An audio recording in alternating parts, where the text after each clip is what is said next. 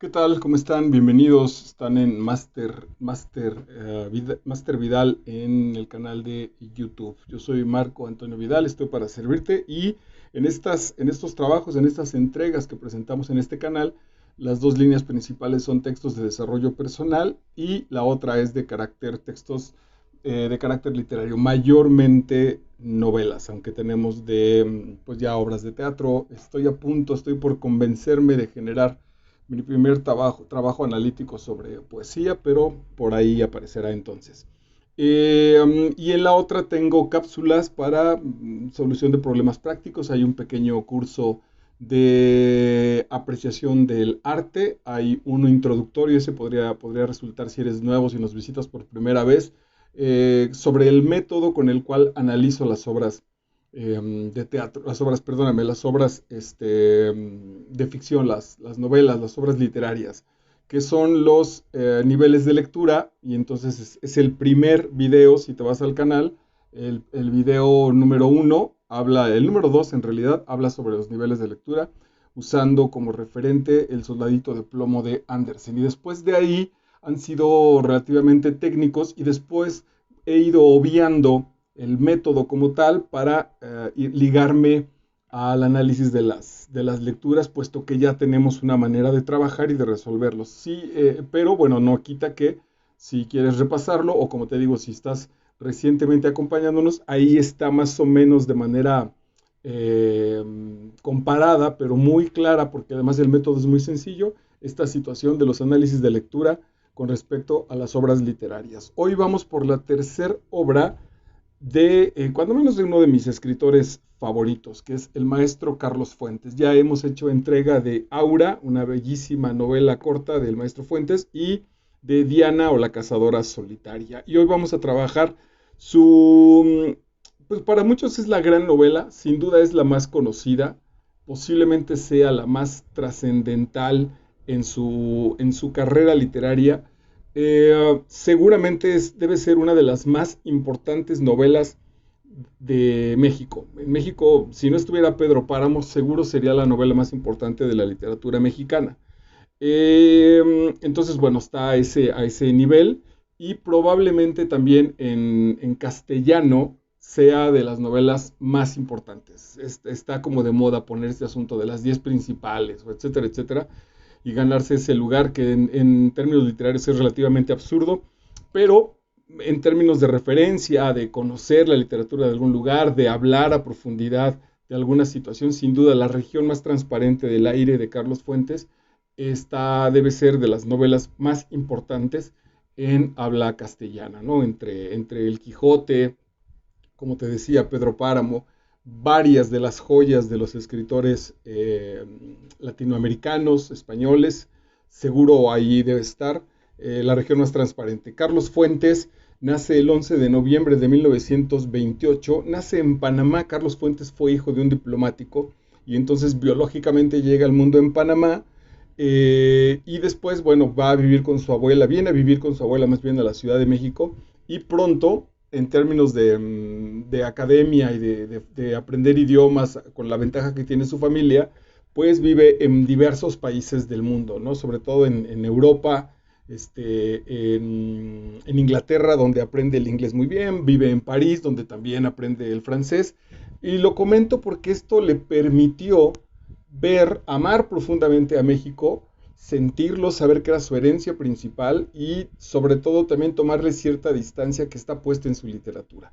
Una cierta distancia que le permite saber que él puede ser espectador y a la vez participante del proceso. Muchos de nosotros, como habitantes de un país, de una ciudad, pues somos participantes de los procesos vitales de ese lugar, de esa región, pero difícilmente podemos ser testigos puesto que estamos metidos en la acción, incluso en nosotros mismos.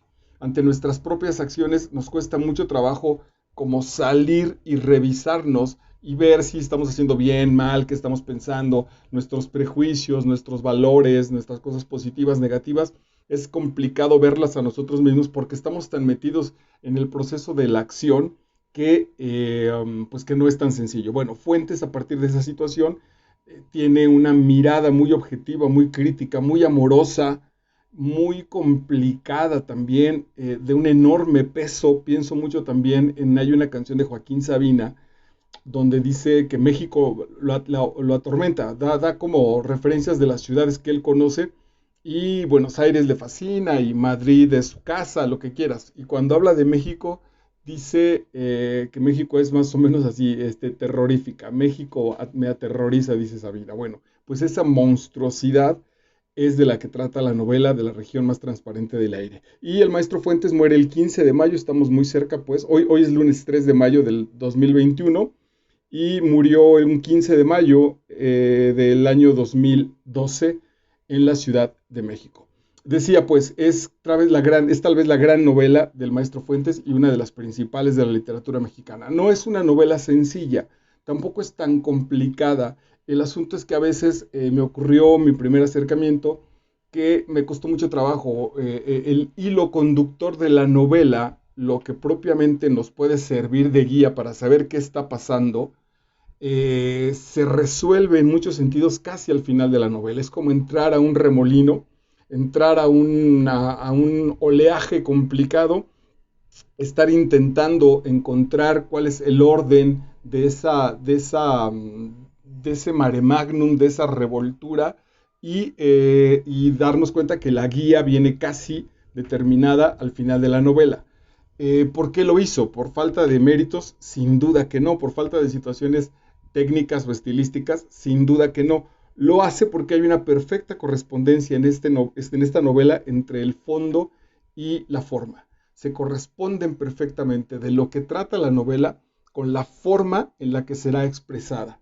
Muchas de las obras artísticas tienen ahí un punto débil porque la forma y el fondo no se corresponden, porque la situación de fondo o es más densa o es más relajada, que la forma es exagerada. Las telenovelas, por ejemplo, no coinciden demasiado entre forma y fondo, porque por el tiempo, entonces la forma no sustenta lo que está pasando. Un personaje se le muere a alguien importante, y entonces como no está ensayado, como no está trabajado, pues hace lo que puede el actor o la actriz y sale feo, sale mal, se ve ridículo, porque forma y fondo no se corresponden. En este caso, la novela trata, la cita de la región más transparente del aire la toma Carlos Fuentes de los ensayos del gran maestro regiomontano. Ahorita se me acaba de escapar el nombre, pero ahorita lo voy a recordar, de un maestro anterior que hace historia sobre las culturas prehispánicas. Y entonces al Valle del Anáhuac lo titula este maestro la región más transparente del aire.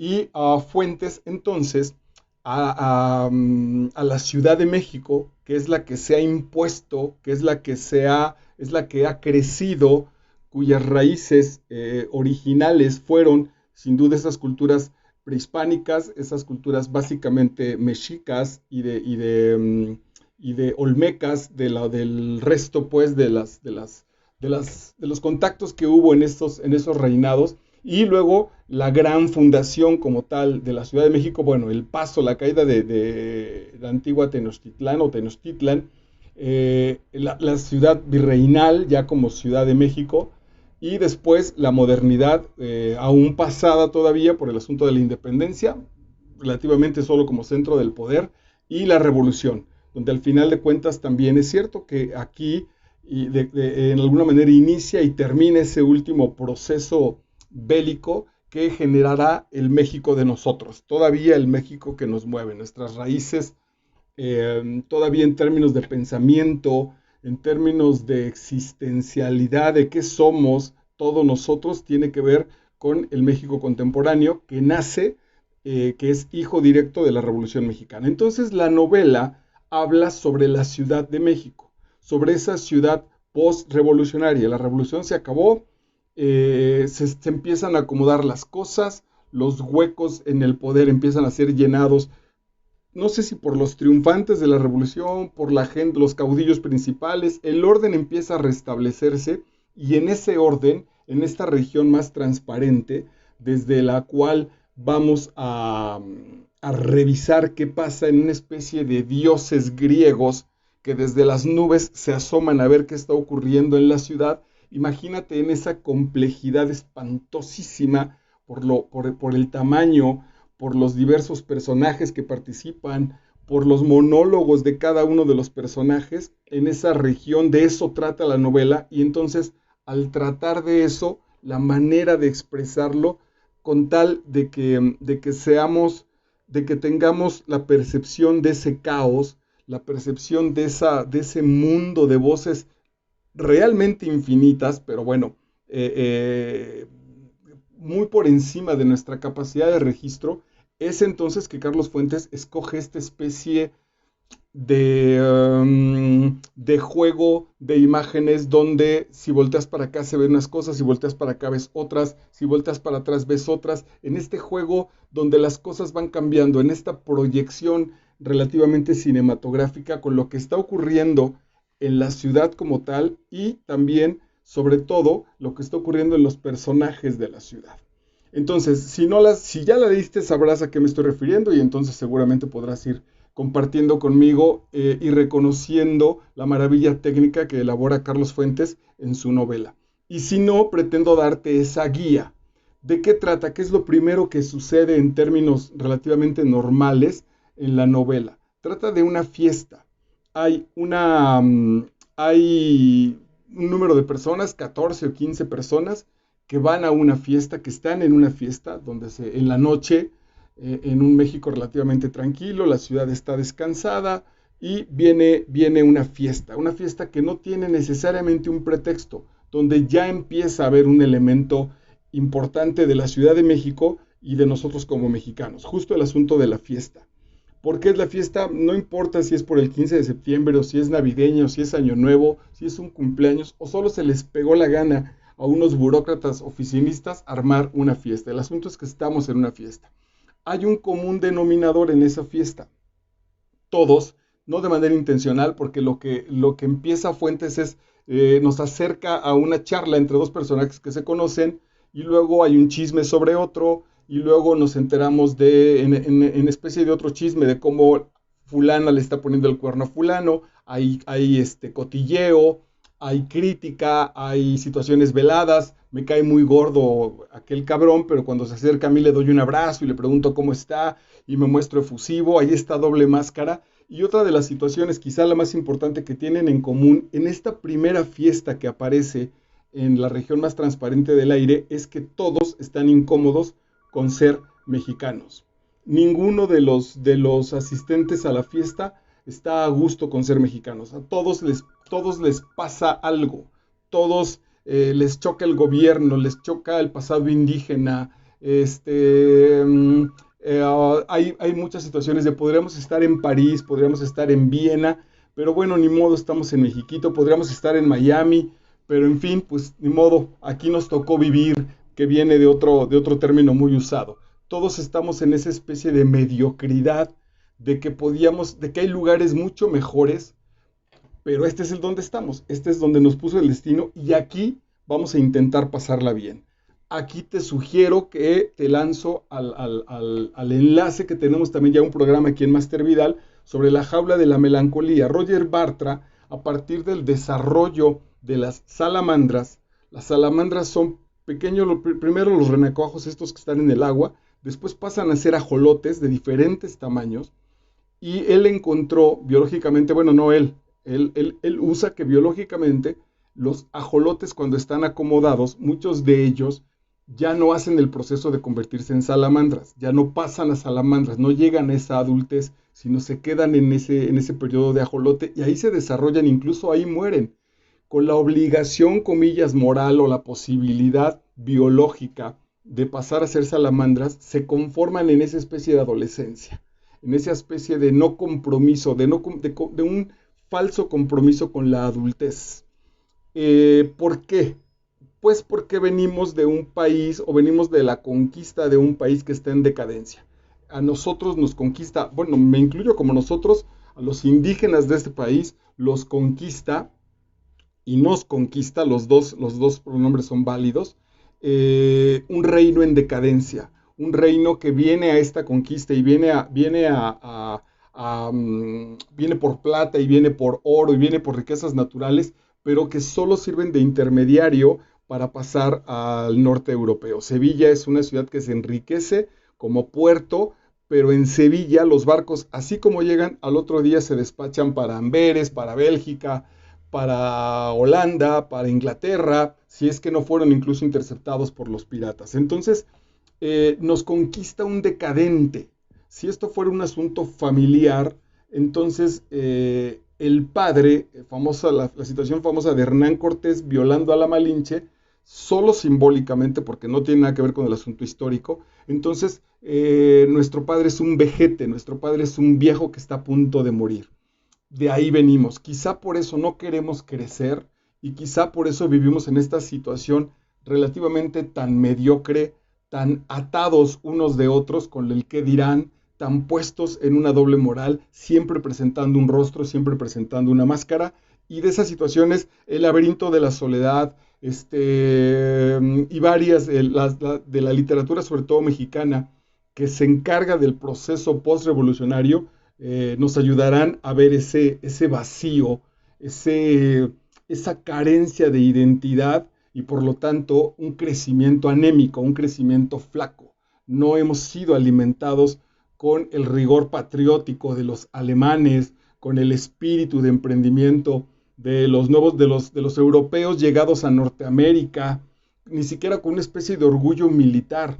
Andamos ahí como cuento de Rulfo, somos esta bola esta madeja de madera que el viento pasea de un lado a otro. Somos melancólicos, estamos tristes, reventamos en la borrachera, mentamos madres, pero en el fondo seguimos extrañando que algo no nos acaba de forjar, no nos acaba de hacer. Eso tienen en común estos 12 personajes. Hay de diferentes estratos. Hay personajes que se han colado en esa fiesta y que en el resto del proceso les va a ir mal, o hay personajes que visitan terminando esa fiesta o se salen de esa fiesta y van a un prostíbulo en las peores colonias del DF. Hay personajes que están en esa fiesta pero que son de la alta nobleza de esta ciudad mexicana. Hay personajes que son hijos o todavía incluso son los triunfadores de la revolución, pero que ya están acomodados en las secretarías, que se rozan con el presidente. Hay embajadores, en fin, está todo el mosaico, esa es la palabra que hace rato quise compartirte. Está todo el mosaico de personalidades de la Ciudad de México en esa fiesta. Y entonces técnicamente lo que hace Carlos Fuentes es que en una de las conversaciones entre dos personajes se va con uno de ellos y entonces uno de los personajes recuerda cómo fue su infancia o cómo conoció a una prostituta o cómo llegó hasta ahí o cómo le está poniendo el cuerno a la esposa de fulano de tal. Y otro personaje que es autor, hablamos de Zamacona, cómo entonces fue que llegó de provincia muy pobre, lo rescató una familia en México, le dieron un espacio ahí, verdaderamente un rincón, mal comía, no se acordaban de él, pero bueno, cuando menos tenía un techo para que lo protegía, y como ahora es millonario, tiene una enorme casa, tiene una familia bien, se compró literalmente, se compró una esposa, y la esposa participa de eso y sabe que es un objeto de su marido, pero así lo presentan y así viven. El otro personaje importante que se desenlaza también hasta el final de la novela es el famosísimo Ixca Cienfuegos. Ixca Cienfuegos es un moreno bien parecido, fuerte, un tipo inteligente, un tipo que razona, un tipo que piensa, pero que también es muy pasional y que está ahí platicando con los comensales. Nos llama la atención porque ese Ixca todo el mundo lo conoce y él conoce a todo el mundo. Pero atención con esto, toda la novela es un misterio. Lo vemos hablando con otros personajes, comparte, habla, filosofan sobre muchas situaciones, pero de él no sabemos en realidad nada y sigue siendo un misterio. Es el nombre relativamente más raro de todos esos personajes. Por ahí de la mitad de la novela, poquito más adelante, hay una escena espeluznante, verdaderamente maravillosa, donde es convocado por un matrimonio arreglado, un matrimonio que no se tocan, un matrimonio de una mujer muy guapa y un político, pero que en realidad el político tiene un amante que no habla idiomas, que es bastante corrientita, comillas todo esto, que es como del pueblo, y cuando va con esta amante, en ese sentido mucho, mucho más inferior que su esposa, que habla idiomas, que es guapa, que es del jet set, que compra cosas caras, que lo viste muy bien, la otra mujer, cuando llega este amante, este politicote, que llega con ella, la gran escena con esta mujer es refugiarse en sus brazos. En realidad este personaje extraña muchísimo a su mamá, tiene un dolor infantil terrible y llega con su amante a ser protegido. Sin duda que hay relaciones sexuales, sin duda que hay un disfraz, pero lo más importante de este tipo es cuando se recuesta en el pecho de la mujer y ésta lo protege y él recuerda su infancia. Entonces ahí Fuentes se desata con la infancia de ese personaje que está puesto en el pecho de una mujer desnuda. Hay que tener paciencia con la lectura porque el salto, debido a la técnica del maestro Carlos Fuentes, no es nada sencillo. De pronto, de un enunciado a otro, o nos ha ido mareando Carlos Fuentes con su narración, pensando en que la mujer se desviste, lo acerca, le besa los pechos, se besan, y entonces le huele el pecho y él recuerda que eso olía muy parecido a su propia madre, cuando la madre lo acercaba y lo acariciaba, o a la tía, etcétera, etcétera, y de pronto nos damos cuenta que ya está el niño jugando a los carritos, esperando, extrañando, un niño muy solo, un niño abandonado, que la mamá lo dejaba a las 8 de la mañana porque se iba a trabajar y regresaba a las 11 de la noche con algo de cena. El niño alcanza a escaparse y entonces va al patio, sale un poco a la calle, regresa muy a prisa para que su mamá lo encuentre, se hace promesas brutales, muy melodramáticas, de sacar a la mamá de la pobreza, de trabajar, de ganar, de ser alguien para sacar a la mamá de la pobreza. Esa novela fue escrita en 1950 y trata de ese mundo, pero ahorita que decía crecer y sacar a la mamá, bueno, pues pensaba en el boxeador Julio César Chávez, en Cuauhtémoc Blanco, el futbolista famoso, y casi todos los que han venido de infancias fuertes, de infancias pobres, de infancias rudas, Tintán, como de los artistas, sus primeros salarios, sus primeros pagos fuertes los invirtieron en la familia. El mismo Maradona en Argentina pasó por ese mismo proceso. Le compran casas a las mamás, casas excedidas, casas gigantescas, en las cuales tampoco terminan de estar a gusto, pero hay una especie de deuda, ¿ves? Hay esta especie de sabor de los mexicanos estamos tan jodidos que terminamos como perros muy agradecidos con que alguien nos aviente un hueso. Dice el maestro León en este monólogo de La isla de los perros, dice es una mujer que fue feliz porque alguien le tiró un hueso. No hay un amor que forme, no hay un amor que proteja, no hay un amor que impulse. Hay un amor de agradecimiento porque me dejan dormir abajo de unas escaleras. Hay un amor de agradecimiento porque me dejan el último bolillo, el bolillo que no quiso el padre de familia, pues se lo dan al chamaco ese recogido, que los abuelos o que los papás se murieron en la revolución, o que el campo está tan jodido que bueno, pues lo mandamos a la ciudad y ahí con lo que haga, pues ahí que vea cómo sobrevive. De eso viene la novela.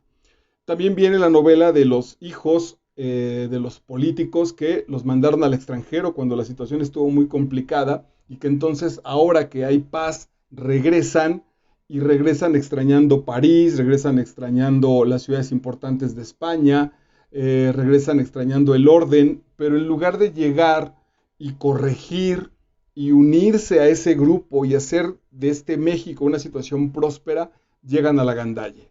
Llegan a ver cómo joden al ignorante, a ver cómo abusan del pobre, a ver cómo se burlan de las mujeres y de quien puedan para ahorrar dinero y poder constantemente estar regresando a Europa o traer esa Europa a México. Por eso también México es una de las primeras capitales en Latinoamérica que se vuelve cosmopolita, que tiene teatro, que tiene diversiones, que tiene congresos. En México ha habido 2 mundiales de fútbol, las principales cantantes de ópera, los principales autores en el mundo pues hasta la década de los 80 seguramente generaban pasos por la Ciudad de México. México estaba en el objetivo de las compañías de danza, de las compañías de teatro, de todo lo internacional, debido a que había y no está nada mal, un grupo cultural, un grupo que podía darse esos lujos para traerlos a México. Ahí te recomiendo también lo que hemos trabajado aquí. Casi toda la literatura del maestro Luis Espota habla de esa situación. Ok, de ahí está entonces la dificultad de la novela. Y después toda la novela se va en las historias de los personajes, en los que les pasó en la infancia, lo que está ocurriendo actualmente, desde cómo uno de ellos se salvó de ser fusilado por un grupo de la revolución, cómo uno de ellos, el padre, sí murió fusilado por algún grupo enemigo de la revolución. Toda la serie de tranzas, todas las maneras, aquí la palabra tranza es muy importante, aunque no se usa mucho, el asunto no es una negociación franca, el asunto no es un diálogo, todo es una tranza, es una manera de ser del mexicano. No hay un asunto de sentarnos a hablar, incluso en las parejas, incluso con los hermanos. No hay un asunto de dialogar, de enfrentarnos, porque no queremos enfrentarnos, porque no quiero que me descubran, porque estoy velado, porque no quiero mostrar mi vulnerabilidad, porque traigo un disfraz. Y la tranza funciona muy bien porque la tranza no requiere que aparezcas. En la tranza, cuando yo transo con el policía, no le pido su placa y él me entrega mi licencia, o ni siquiera la abre. Mi papá ponía un billete cuando lo paraban en términos del tránsito, ponía un billete así en automático en su licencia. Entonces, cuando el policía abría la licencia, ahí aparecía el billete, tomaba el billete, le entregaba la licencia y decía, ok, nada, hasta luego, era un proceso de revisión y ahí se acababa el asunto. Desde esa simpleza hasta situaciones de prestanombres, hasta situaciones mucho más complicadas, el mundo en México funciona a partir de la tranza. Entonces hay una hermosa paradoja, porque la región más transparente del aire solo es para el que la observa, porque adentro, en la región, no hay claridad. No vemos, no tenemos transparencia. Si algo no tenemos los mexicanos, es transparencia. Hace un rato, mientras preparaba la charla, veía el debate de los políticos que pretenden ser gobernadores en el estado de Nuevo León y no hay franqueza. Son personajes, les hacen las preguntas y contestan lo que quieren. Es casi cínico el asunto. Hay una pregunta con toda particularidad, así con toda precisión, y ellos contestan lo que sea, lo que dice su programa, lo que van a prometer. No les importa, somos absolutamente personajes. De eso está rodeada la novela, quizás eso es lo más atractivo. Decía, porque quiero cerrar con Isca Cienfuegos, que me fui para allá, una de las escenas más fuertes es que esta mujer de la clase alta, que se puede enamorar de quien quiera, que tiene todos los placeres y todo el dinero, le pone el cuerno a su marido, que es un ricachón, gordo, descuidado, un tipo que solo sabe hacer dinero, que se pasa de lanza, que está profundamente solo, que tiene una vida emocional relativamente infantil, le pone el cuerno con Isca Cienfuegos. Y simbólicamente es muy fuerte la escena, porque Isca Cienfuegos, siendo nuestro pasado, ya te acabo de decir de qué va, siendo la herencia, Isca Cienfuegos representa la vieja Ciudad de México con esos valores prehispánicos. Pero tenemos entonces ahora, le voy a llamar indígena, a este mestizo más bien. Este mestizo no es noble, este mestizo está enojado todavía, este mestizo no ha perdonado, y tiene sentido que no haya perdonado porque arrasaron con él, porque lo dejaron solo, porque ninguno de sus valores ha sido rescatado, porque no hubo un proceso de unificación. Si bien es cierto, y de eso relativamente los falsos historiadores están muy orgullosos, que dicen que en Estados Unidos los Pilgrims, ahorita te lo voy a decir, arrasaron a los indios, a los piel rojas, a los Sioux, a los grupos apaches, los arrasaron y no se mezclaron con ellos. Nosotros sí nos mezclamos, pero igualito que Cuarón, apenas hace 1 o 2 años, en la película premiada de Roma, que ahí tiene un asunto muy interesante, igualito que él, es decir, en pleno siglo XXI, sí nos mezclamos, sí vivimos en el mismo lugar, sí vivimos en la misma ciudad, pero atención, los blancos son los dueños de la casa y los dueños del carro, y los morenos son el servicio. Sí es cierto que vamos de vacaciones al mismo lugar, pero los blancos van en familia,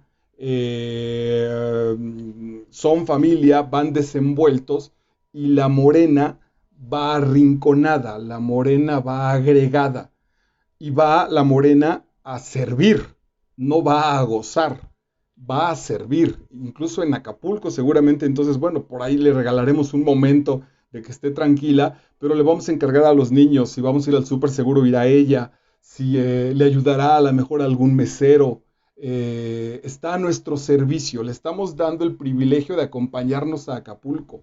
¿Cuántas de su región no conocen el mar o jamás han estado en un hotel de esos?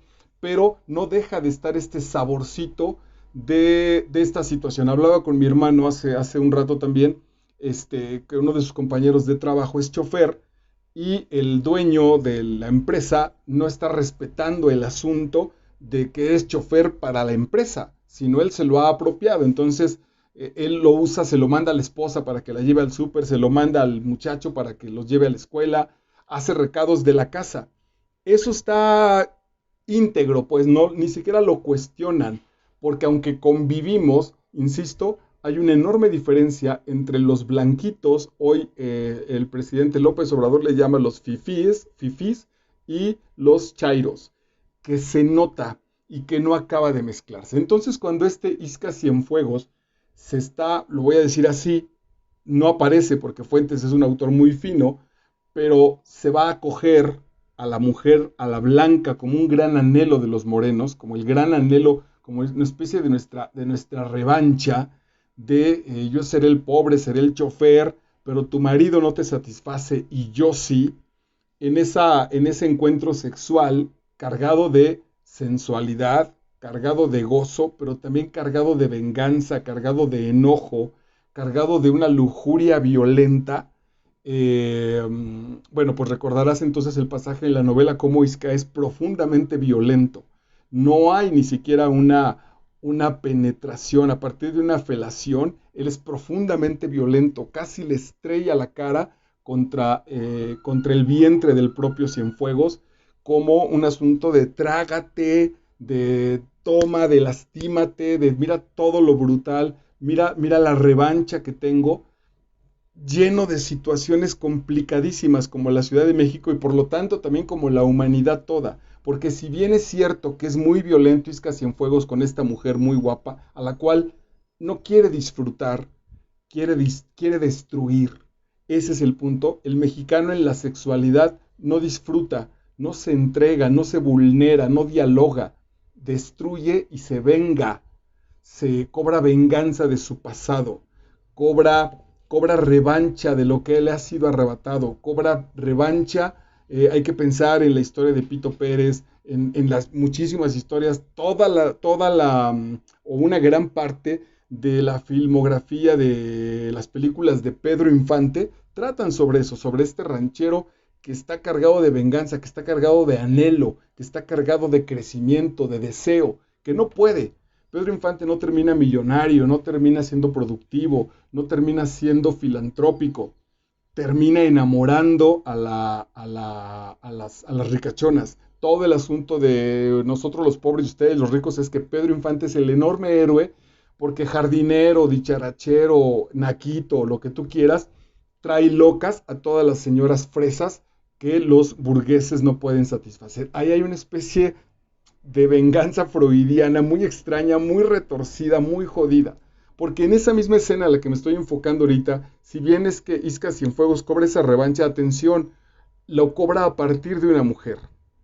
Y ahí es complicadísimo, porque algo tienen en común Isca Cienfuegos y el esposo de esta mujer, y es que son hombres, y es que los dos están sometiendo, en este caso, a la misma mujer. La ferocidad de Isca Cienfuegos no va contra los burgueses, como si dijéramos los obreros nos vamos a organizar, pero no vamos a derrotar a los burgueses, nos vamos a coger a sus viejas. ¿Y por qué no vamos a derrotar a los burgueses? Pues porque son hombres y porque entre hombres no nos tocamos. Ese profundo machismo que sin duda sigue estando en nuestra sociedad. Y está porque no tenemos una educación, porque no tenemos un referente. En este caso, por ejemplo, bastaría con estudiar marxismo para darnos cuenta de cómo estamos atrapados socialmente. Entonces, ahí es interesantísimo cómo este personaje que abusa de una mujer es incapaz de enfrentar al otro hombre, sino le roba a la mujer. Tú y yo no nos vamos a enfrentar. Nuestro duelo es con tu mujer. Tú la cuidas y yo intento violártela. Tú la mantienes y yo intento atraparla y robarle un poco de su belleza física, espiritual, lo que quieras, para mí y llevarla a los pobres. Es absolutamente complicado. ¿Por qué no viene ese enfrentamiento? No lo sé, si porque está muy reciente. En el caso de 1950, la revolución tenía 20 años, 15 años de haberse hecho la paz, y todavía con nosotros este famoso siglo que en otros textos, en otras entregas te he dicho que nos ha costado muchísimo, la paz que hemos mantenido se van a cumplir ya 100 años del proceso de la revolución. Esa paz de 100 años ha sido carísima, porque debajo de la alfombra de que no hay grupos en guerra, de que con excepción de los cristeros, con excepción del 68, que no fue una guerra, fue una vil masacre, uno de los, quizá el último importante, decir, a ver, esténse en paz, debajo de esa alfombra hay un cochinero espantoso. Hay una situación de muertos, de enterrados en las carreteras, tirados al mar, raptos, gente desaparecida, gente con una justicia. Hoy mismo me estoy enterando de un proceso de una exalumna terrible. Hay una acusación infame, infame absolutamente contra alguien muy cercana a esta chica, que tiene que ver otra vez con eso, con esos procesos, que el asunto es abajo de la alfombra. Me voy a pelear siendo un chamaco con alguien y me peleo a la salida. No lo arreglo con franqueza, no voy con la maestra y arreglamos el asunto, no voy con alguien y platicamos, no, el asunto es a escondidas, al espectáculo, a los personajes, y eso seguimos trabajando, y de eso va la región más transparente. Y bueno, esto me va a llevar mucho más. Y la obra se desenlaza con otra fiesta 2 generaciones después, 20 años después, en el mismo lugar, que es también terrible, es muy triste la imagen, porque significa que la sociedad no ha crecido. Algunos personajes de la fiesta original quedarán, hoy están 20 años más viejos, están decrépitos, siguen sin sueño, siguen siendo gandallas, siguen siendo abusivos, y encontramos otras 2 generaciones en esa fiesta. Algunos ya no llegan, pero llegan los hijos de las parejas originales con los mismos valores, con los valores de gandallez, de robar, de ser falsos, de racismo velado, de resentimiento interior, de humillación a las mujeres, de ver a las mujeres como objetos sexuales, por parte de las mujeres, tampoco es que sean víctimas, por parte de las mujeres de incapaces de ver a un hombre como una persona, como un ser humano, incapaces, también ante la carencia de un padre, asumen, estoy hablando en general y estoy hablando de la novela, asumen que los hombres son fuentes de ingresos, son refrigeradores. Hoy diríamos también son, esto de las tarjetas de crédito, son cajas, pues que el hombre es para sacarle dinero. Puede ser de manera muy cínica, como prostituta y como venderme y como ser la amante de cualquiera, o puede ser de manera muy velada y muy moral como mujer. Pero en realidad la mujer sabe que no ama a su marido, que está con él porque es el proveedor, porque ese señor es el que alimenta a ella y alimenta a sus hijos y puede incluso alimentar a sus suegros, puede incluso alimentar a la familia, pero no lo ama, posiblemente está agradecida, pero no hay amor, no lo conoce. Esa situación sigue ocurriendo. Las chicas se siguen acercando, quizás eso no es solo de México, se siguen acercando a los hombres por esta especie de conveniencia, por ver que me cuide. El gran valor de una madre mexicana, cuando menos en esta novela, es un marido que te cuide, que te ponga a tu casa y que vea por ti. Uy, miren, y originalmente apenas voy en la introducción, es que es monstruosa la novela. Bueno, acaba esa fiesta, se van cerrando los personajes, se va cerrando el futuro, se van muriendo algunos y se cierra la región más transparente del aire. Voy a leértelo muy rápido, intentaré no prolongarme mucho, tengo 15 citas. La primera dice, en un catre los viejos y el escuincle, en el otro yo con mis hermanos, una chica, un personaje femenino. Ni me di cuenta, ni supe cuál de ellos me hizo la desgracia dura. Pero las láminas ardían, todos estábamos muy calientes, muy chamacos, tenía 13 años, así comienza uno y luego ya no los vuelve a ver. Debido a esta miseria, a no poder tener una recámara, a compartir el colchón de dormir con los hermanos, a escuchar a los padres tener relaciones sexuales, esta mujer, que después se mueve en el ambiente artístico de este México, fue violada por sus hermanos. Ni siquiera se acuerda de cuál de ellos. No hay tiempo ni siquiera para el rencor o para el resentimiento. Ahí está el bautizo. Ahí está la aparición social de este México. Fui violada por uno de mis hermanos, por cual ni siquiera sé. Y crecí, a los 13 años te dan una patada y órale, al mundo. Bien entrenada. Ya estás entrenada para los lobos que te vas a enfrentar allá afuera, porque esos mismos lobos los acabas de conocer al interior de tu casa. Así nace nuestro México. Eso sucede en la región más transparente del aire. Excentricidad más que contraste. Esta puede ser nuestra palabra. Excentricidad. No sentirnos parte de ningún engranaje racional, susceptibles de alimentarlo y permitir que nos alimente. No tenemos una modernidad organizada, no tenemos un método. Lo vamos improvisando, vamos echando desmadre, somos excéntricos, orinamos en Europa, gritamos, traemos cohetes, gritamos Viva México, somos borrachos, caminamos borrachos en la Gran Vía de Madrid y llamamos la atención. ¿Para qué? Con tal de que nos reconozcan. Somos incapaces de metodología y de crecimiento. Todo desde entonces es la búsqueda, cerrada, ciega, marginal, del punto de encuentro entre lo que realmente somos y las formas que han de expresar una sustancia en sí muda. El ajolote que te platico. Estamos constantemente en búsqueda, intentando cuál es la mejor forma de presentarnos, y una vez que conseguimos esa forma nos damos cuenta de que no tenemos nada que decir, de que somos mudos. Esa es la angustia, esa es la nostalgia, esa es la tristeza del mexicano.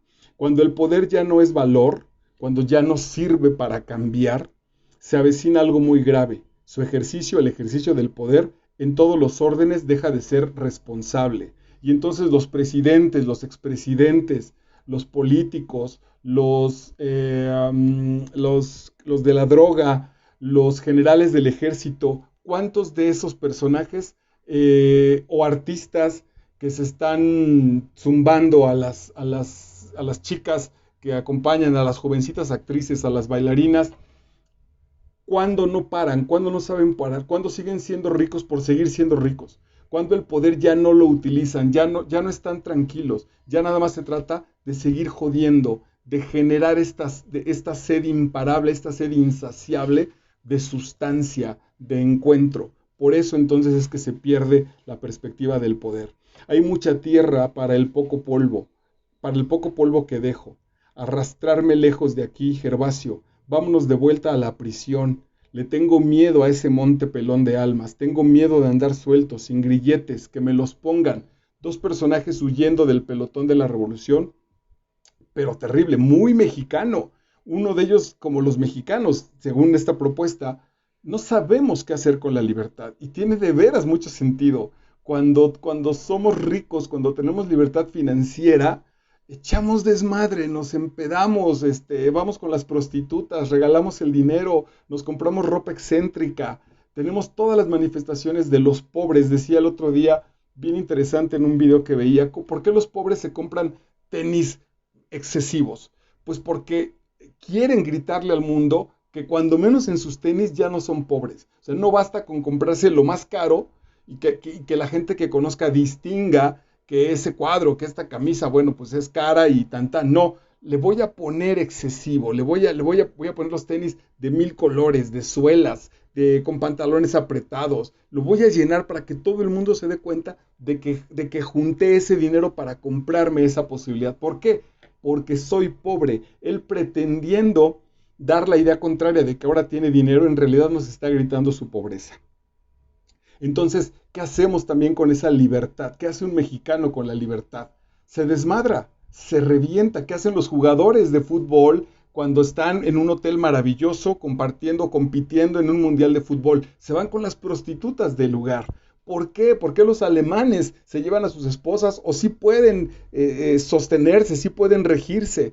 ¿Por qué los europeos se disciplinan? ¿Por qué nosotros no? Pues porque tenemos esta carencia de ser, porque tenemos este grito de estar demostrando afuera que estamos vacíos por dentro. Terrible.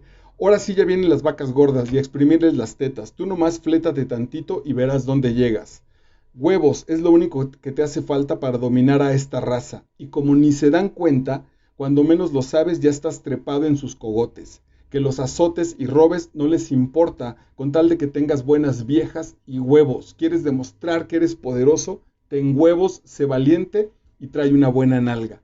Hasta puede que si eres honrado les caigas gordo. ¿Para qué ir contra la voluntad soberana del pueblo? A mí me parece también una tesis que sigue mucho después el maestro Luis Espota. Otra vez, este machismo, este sin razón, este sin sentido, lo que quiero demostrar es que soy el más fuerte y que tengo las viejas a mi disposición. Ese es el punto. Para eso es el objetivo. De nada sirve ser sabio, ser rico, ser desahogado económicamente si no tienes una buena amante, si no te estás cogiendo a la vieja más rica de tu oficina, de tu trabajo, de tu compañía de teatro, etcétera. Si no estás en eso, entonces el resto de la gente hasta va a considerar que no has tenido una vida exitosa. Ahora vienen las tolvaneras, hijo, y yo voy a cerrar los ojos y a tragar el polvo, porque allí han de venir los restos de tu padre. Este es muy, muy poética. La novela está llena de frases como estas, que es maravillosa. El padre muere en esta especie también de viaje de José, María y Jesús. Muere y como quedó ahí tumbado en la revolución, no, nadie le pudo dar ni siquiera una digna sepultura. Entonces, que el viento llega, cada que el viento arrastra el polvo, dice la mujer, salgo a respirar ese polvo para ver si en ese polvo vienen restos de tu padre. Es muy amoroso y está muy bonito y es muy poético. Psicológicamente es muy triste y es terrible, porque esta mujer sigue teniendo hambre con el muerto, sigue teniendo carencia, vive en un hambre permanente. Posiblemente, eso lo viví de manera cercana con mi propio padre, de una infancia tan terrible en términos biológicos estrictamente, es decir, de pasar hambre biológicamente, de no tener que comer. El trauma puede ser tan brutal que de verdad creo que sin una buena terapia, ese trauma después no se llena.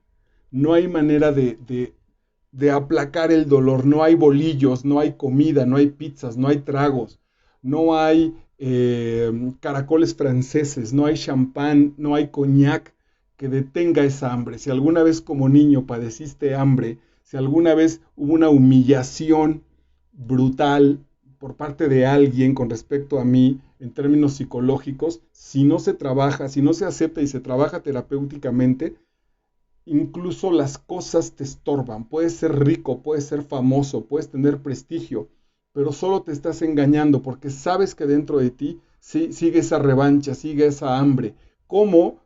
Puedo pensar, cómo mi padre de viaje en Chicago con su compañía, entendiendo el inglés, quizá como uno de los más grandes representantes de esa compañía en Latinoamérica, cómo de todas maneras nos quedaba siempre la sensación al resto de la familia de que algo le faltaba a ese señor, que era complicado. Y fue muy doloroso porque lo amábamos muchísimo. Y cómo entonces saber que con todo mi amor, el mío, el de mi madre y el de dos hermanos más, no fuimos capaces de que se quedara con nosotros, de que dijera, ok, este es mi logro, este es mi gran meta, este es mi gran objetivo, sino intentando luchar, revisar, papá, ¿qué te pasa? Papá, ¿qué tienes? Papá, ¿qué sucede? Papá, ¿en qué te satisfacemos? Papá, ¿en qué?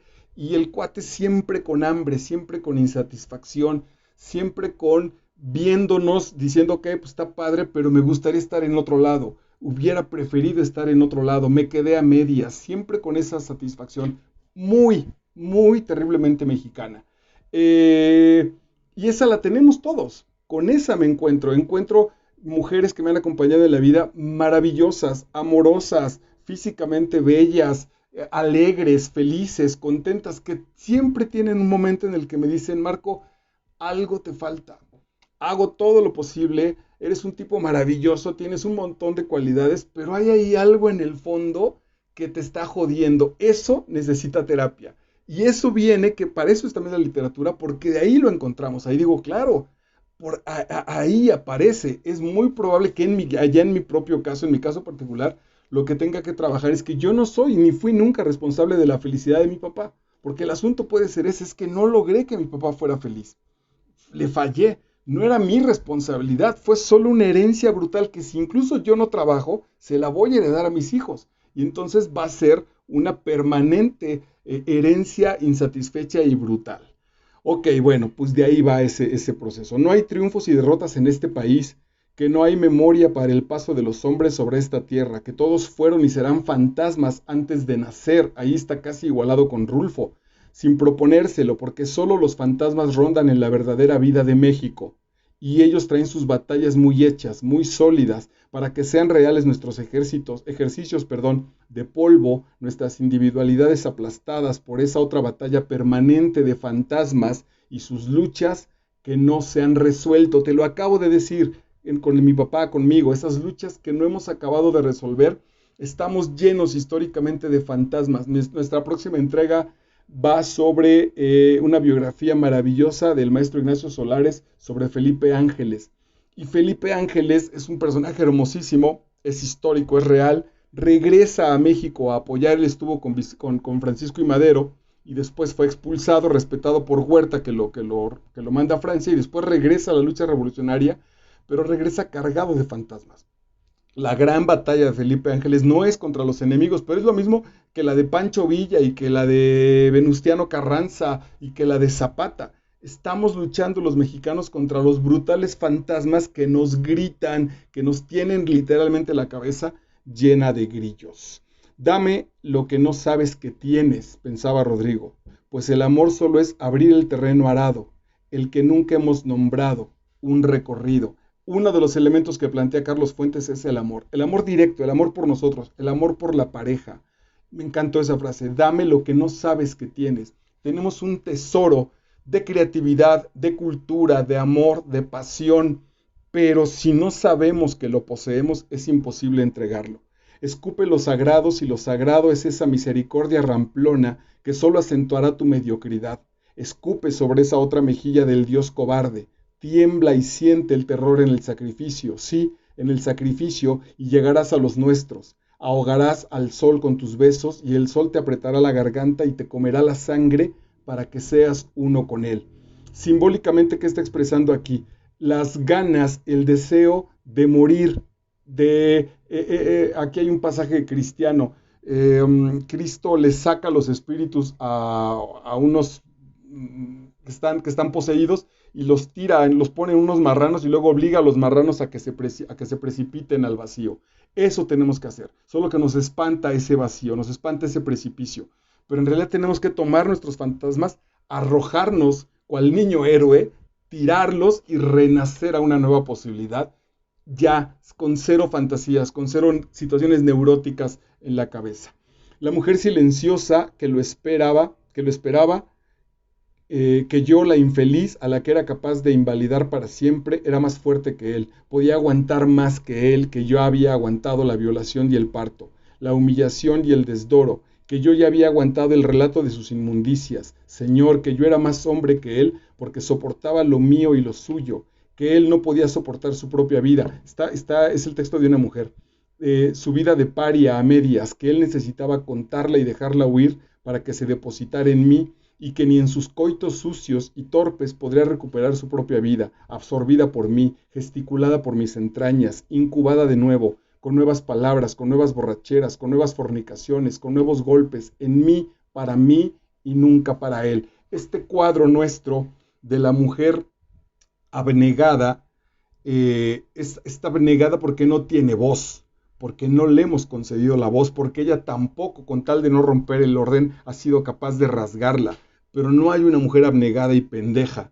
Hay esta voz feroz, esta voz monstruosa, esta voz que le dice esta mujer al hombre, yo he sido más hombre que tú, porque tú has necesitado tus borracheras, tus gritos, tus mariachis, tus compadres para gritar que te duele. Yo me lo he aguantado en silencio, cabrón. Yo me lo he aguantado sin ser alcohólica, mientras atiendo a los hijos, mientras veo por los demás. El verdadero héroe de este drama familiar interno he sido yo, que ni siquiera tengo la necesidad de salir a pegar un grito y establecer un viva México. ¿Por qué no? Porque yo lo sé trabajar aquí en silencio. Brutal el asunto, maravilloso. ¿Qué responsabilidad tiene la mujer y nosotros como tal también con respecto a este nuevo México que estamos obligados a construir, y que esa construcción es absolutamente personal? Pero no veo qué razón tenga un país donde no hay personas, sino otra cosa: aire, sangre, sol, un tumulto sin nombre, una masa torcida de hueso y piedras y rencores, pero jamás una persona. siguiendo al psicólogo Carl Rogers en el trabajo de convertirse en persona, no vamos a poder ir a ningún lado si primero no somos personas. Si nos quedamos en fantasmas, en americanistas, en pumas, en priistas, en morenistas, en cualquier grupo que se encargue de nosotros en tercera edad, en millennials, en chairos, en fifís, en cualquier cosa que no permita mostrar mi rostro y mostrar mi personalidad, estamos jodidos. Vamos a seguir en un mundo neurótico, no vamos a saber quiénes somos en la intimidad de nosotros mismos, no vamos a ser transparentes para nosotros. Este punto oscuro donde no se puede alcanzar el amor, ni la compasión, ni siquiera la contemplación de sí mismo, porque hasta la unidad más nimia de la persona está atomizada, es decir, está partida, sin lugar de referencia con la liga vital que nos ata a un ser amado, a un simple escueto admitir la vida de los demás, esa vida ficticia que solo admite la existencia de sí misma en lo satánico. El diablo es nuestro brutal egoísmo. Parte de reconocer y de exponer nuestra persona, diría el maestro Octavio Paz y dirían los grandes éticos de la filosofía, está en reconocer al otro. Reconocer al otro es la puerta para reconocerme a mí. El punto no está en pienso, luego existo, sino está en ahí hay alguien. Te reconozco como ese alguien, y puesto que tengo la capacidad de reconocerte, de saber que ahí estás, entonces sé que yo estoy. Porque si no te miro, no miro nada, no veo a nadie, no tengo un referente de mí si no estás tú. Y no hemos hecho eso. Cada uno en nuestro brutal y dolorido yo hemos seguido trabajando y hemos intentado sostener nuestro yo hasta que lo tenemos en una brutal sociedad puesta en un país de 120 millones de yoes. Demonios, ¿cómo se va a entender? Bueno, pues ahí está justo lo satánico. Última cita y con esta cierro. La voz de Isca Cienfuegos que corre con el tumulto silencioso de todos los recuerdos, entre el polvo de la ciudad. Quisiera tocar los dedos de Gladys García y decirle, solo decirle, aquí nos tocó. ¿Qué le vamos a hacer? En la región más transparente del aire. Nuestra historia es un enorme peso. Aquí el gran reto es, nos zafamos de nuestra historia. No es que la neguemos, ahí está.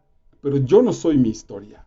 Yo no soy ese pueblo derrotado, ese pueblo vencido, ese pueblo violado. En todo caso, sí soy ese pueblo violado y sí soy ese pueblo violador, diría otra vez el maestro León. ¿Qué hago con eso? ¿Hacia dónde lo dirijo? ¿Hacia mi persona y hacia la alegría y la felicidad de la gente que está cerca? ¿O, como dice este personaje, tradición, este personaje historia, este personaje voz del pasado? Quisiera tocar los dedos de Gladys García, es decir, quisiera tocar a alguien. Mi gran anhelo está en ser tocado, como estos personajes que estaban buscando a su madre para ser abrazados. Quisiera tocar a Gladys García porque era muy bella, porque es nada más. Y decirle, solo decirle, aquí nos tocó. Ahora ese aquí nos tocó tiene un sentido. ¿Qué le vamos a hacer? Lo que decidas, nuevo mexicano, lo que quieras, a donde quieras llegar. ¿Qué le vamos a hacer en la región más transparente del aire? Ese es el final, me parece glorioso. Ten paciencia, si te puedo ayudar ahí, consúltame, pero vale mucho la pena, muchísimo la pena que releamos, que entremos a la literatura de la región más transparente del aire. Seguramente, ahorita que lo tenemos todavía cercano, pero seguramente dentro de muchos años será Carlos Fuentes uno de los pilares de esta literatura mexicana. Bueno, pues vale la pena gozar la relativa cercanía de haber sido contemporáneo del maestro Fuentes, hoy que sus textos relativamente están en cualquier lado, para mejora, para crecimiento de nosotros mismos, para el crecimiento de la gente que está cerca de nosotros. Es entonces que te hago esta cordialísima y necesaria invitación a revisarnos, a revisarte en la región más transparente del aire del maestro Carlos Fuentes. Muchísimas gracias, nos vemos en las siguientes entregas. Chao.